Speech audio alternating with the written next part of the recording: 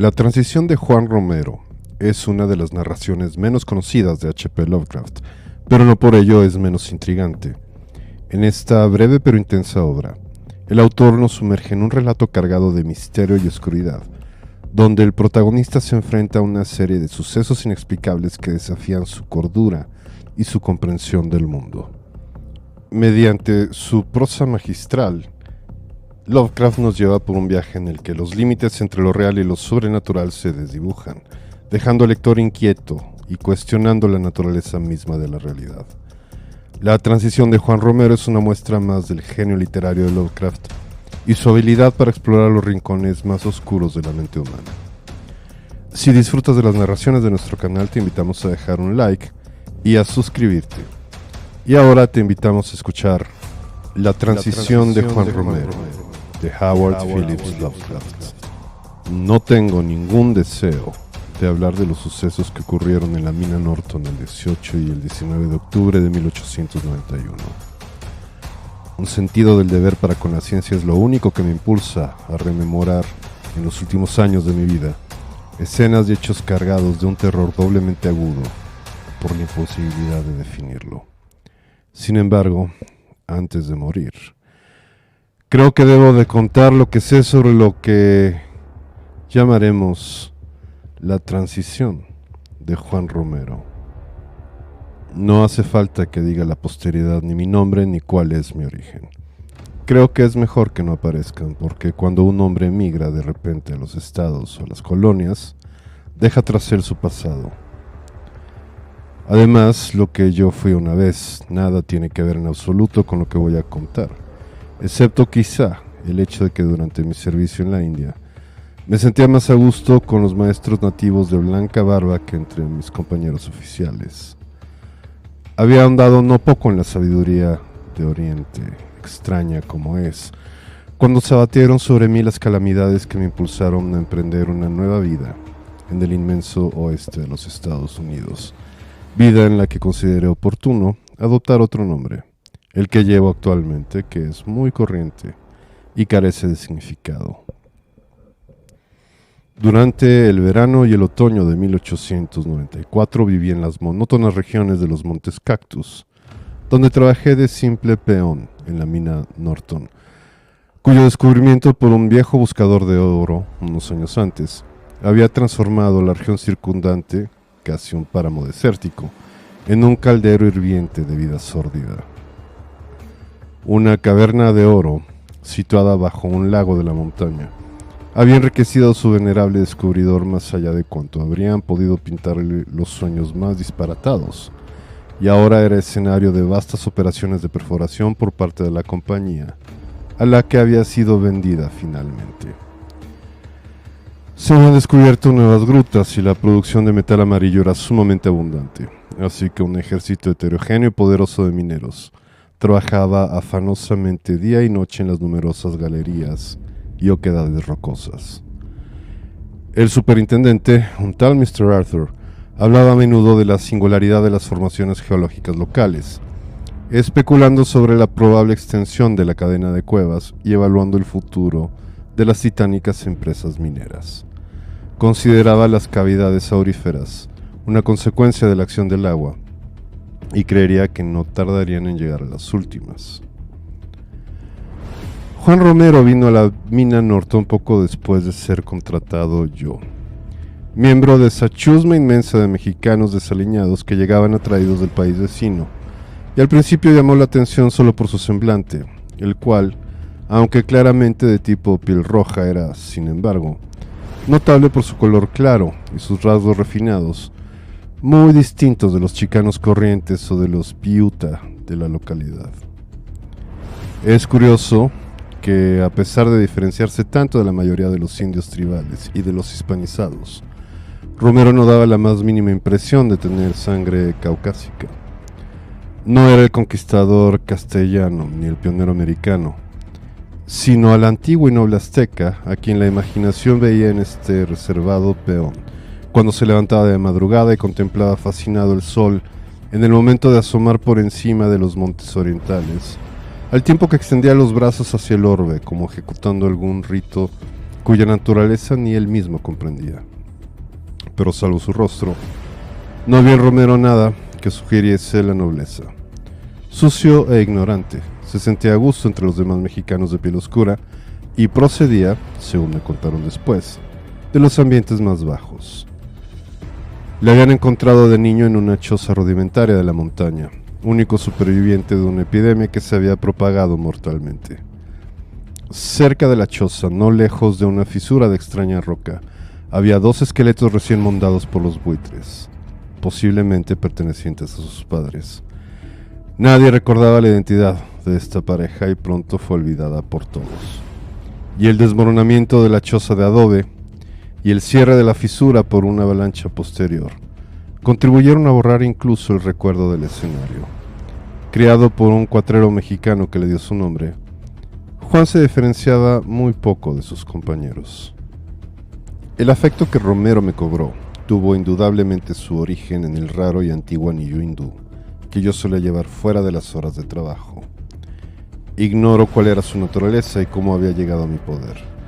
Era el último eslabón que me unía a un capítulo de mi vida cerrado para siempre, y lo tenía en gran aprecio. No tardé en observar que el mexicano de extraño aspecto le tenía interesado también. Lo miraba con una expresión que disipaba toda sospecha de mera codicia. Sus venerables jeroglíficos parecían agitar en él algún vago recuerdo de su mente ignorante, pero activa, aunque no había posibilidad de que lo hubiera contemplado anteriormente. A las pocas semanas de llegar, Romero se había convertido en una especie de criado fiel mío, pese a ser yo tan solo un minero.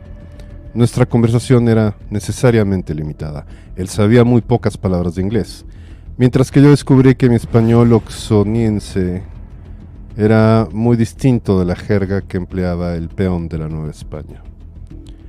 El suceso que voy a referir no fue precedido de largas premoniciones. Aunque el tal Romero había despertado mi interés, y aunque el anillo le había impresionado de forma singular, creo que ninguno de nosotros se esperaba lo que iba a seguir cuando se produjo la gran explosión. Consideraciones de orden geológico habían aconsejado prolongar la mina directamente hacia abajo, a partir de lo más profundo de la zona subterránea. Y la convicción del superintendente de que íbamos a tropezar solo con roca viva le decidió a colocar una prodigiosa carga de dinamita. Romero y yo no trabajábamos en esta galería, de modo que nos enteramos por otros de los extraordinarios detalles. La carga, más potente quizá de lo que se había estimado, había estremecido la montaña entera, al parecer. Las ventanas de los barrancones de la ladera saltaron en pedazos a causa de la sacudida, y los mineros de las galerías más próximas cayeron derribados. El lago Jewel, situado encima del lugar de la explosión, se encrespó como agitado por una tempestad. La inspección practicada reveló que se había abierto un nuevo abismo debajo del punto dinamitado, un abismo tan monstruoso que no se pudo medir con ninguna cuerda, ni iluminar con ninguna lámpara. Desconcertados, los excavadores fueron a consultar con el superintendente, quien ordenó que llevasen a dicho pozo las cuerdas más largas, las empalmaran y fueran soltándolas poco a poco por la boca del pozo hasta el fondo. Pero después, los obreros, con la cara pálida, informaban al capataz de su fracaso. Firme, aunque respetuosamente, manifestaron su decisión de no volver a visitar ese abismo, ni seguir trabajando en la mina hasta que volviera a cerrarse. Evidentemente se enfrentaban a algo que escapaba a sus experiencias, ya que por lo que habían podido comprobar, el vacío se prolongaba indefinidamente. El superintendente no les hizo ningún reproche. Al contrario, reflexionó profundamente e hizo planes para el día siguiente. Esa noche no entró ningún relevo.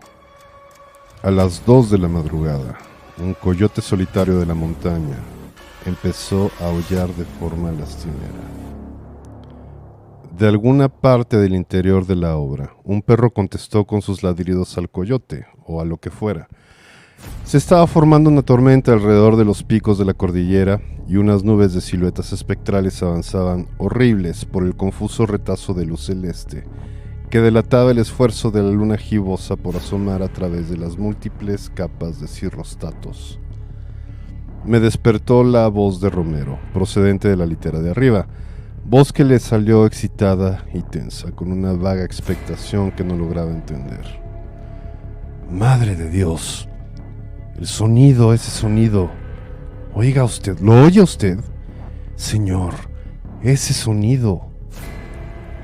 Presté atención, preguntándome a qué sonido podía referirse. El coyote, el perro, la tormenta, todo era audible. Esta última iba adquiriendo violencia, mientras el viento aullaba con más furia cada vez. Desde la ventana del barrancón se veían fusilazos de relámpagos. Le pregunté al nervioso mexicano, enumerando todos los sonidos que yo oía. El coyote, el perro, el viento, pero Romero no contestó. Luego comenzó a murmurar, como asustado. El ritmo, señor, el ritmo de la tierra, el latido interior de la tierra. Y entonces lo oí yo también. Lo oí y me estremecí sin saber por qué, hondo, muy hondo por debajo de mí, sonaba un latido. Un ritmo, exactamente como lo había dicho el peón, el cual, aunque extraordinariamente débil, dominaba los ruidos del perro, el coyote y la creciente tempestad. Es inútil tratar de describirlo porque no es posible. Quizás se parece al pulso de las máquinas de un gran transatlántico, tal como se sienten desde la cubierta, aunque no era tan mecánico, tan desprovisto de vida y de conciencia. De todas las características, era su profundidad en la tierra lo que más me impresionaba. Me acudieron a la memoria los momentos del pasaje de Joseph Galvin, que Poe cita con tremendo efecto. La inmensidad, profundidad e inescrutabilidad de sus obras que tienen una hondura más grande que el pozo de Demócrito. De repente Romero saltó de su litera, se plantó delante de mí para observar el extraño anillo que yo tenía en la mano y que centelleaba extrañamente cada relámpago. Luego se quedó mirando intensamente en dirección al pozo de la mina. Yo me levanté también y nos quedamos los dos inmóviles durante un momento, forzando el oído para captar el misterioso ritmo que cada vez más parecía adoptar una calidad vital. Luego, sin quererlo, aparentemente, echamos a andar hacia la puerta, cuyo golpeteo a causa del ventarrón poseía una confortable sugerencia de realidad terrena. El cántico de las profundidades, porque eso era lo que me parecía aquel sonido, creció de volumen y claridad, y nos sentimos irresistiblemente impulsados a salir de la tormenta y de allí a la negrura del pozo abierto. No nos topamos con ninguna criatura viviente, ya que los hombres del turno de noche habían sido relevados de sus obligaciones y sin duda estarían en el poblado de Dry Gulch, vertiendo siniestros rumores en el oído de algún camarero soñoliento. En la caseta del vigilante, sin embargo, se veía un pequeño rectángulo de luz amarilla como un ojo guardián. Me pregunté vagamente qué impresión habría producido el sonido rítmico de este hombre, pero Romero caminaba más deprisa ahora, y le seguí sin detenerme. Al descender al pozo, el sonido de las regiones inferiores se volvió infinitamente complejo. Me resultaba horriblemente parecido a una especie de ceremonia oriental, con batir de tambores y cánticos de numerosas voces. Como sabéis, he estado mucho tiempo en la India. Romero y yo marchábamos prácticamente sin vacilar, recorriendo galerías y bajando escaleras, siempre en dirección a aquello que nos atraía, aunque con un temor y una renuencia irrepresibles. Hubo un momento en que creí volverme loco. Fue cuando, al preguntarme cómo era que nos encontrábamos iluminando nuestro camino, siendo así que no había lámparas ni velas, me di cuenta de que el antiguo anillo de mi dedo brillaba con un resplandor misterioso y difundía una luz pálida en el ambiente húmedo y pesado de nuestro alrededor. De repente, Romero, después de bajar por una de las numerosas y anchas escalas de mano, echó a correr y me dejó solo.